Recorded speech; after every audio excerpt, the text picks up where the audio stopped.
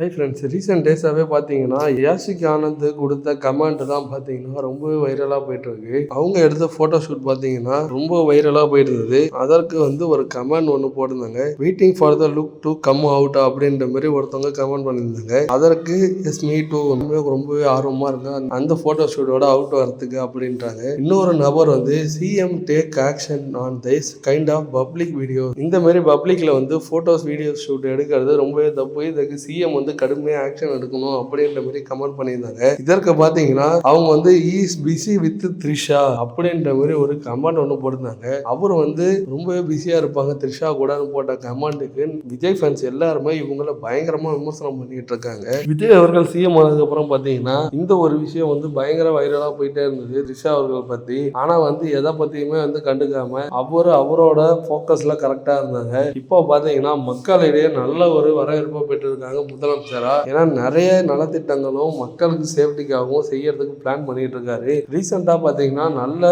ஒரு மாற்றத்தை கொண்டு வந்திருக்கும் அப்படின்ற மாதிரி மக்கள் எல்லாமே ரொம்ப பெருமையா ஃபீல் பண்றாங்க. இப்படி எல்லாமே பாசிட்டிவா போயிட்டு இருக்கும்போது இவங்க கொடுத்த கமெண்ட் பாத்தீங்கன்னா ரொம்பவே தவறானதா சொல்லிட்டு எல்லாருமே விமர்சனம் பண்ணிட்டு இருக்காங்க.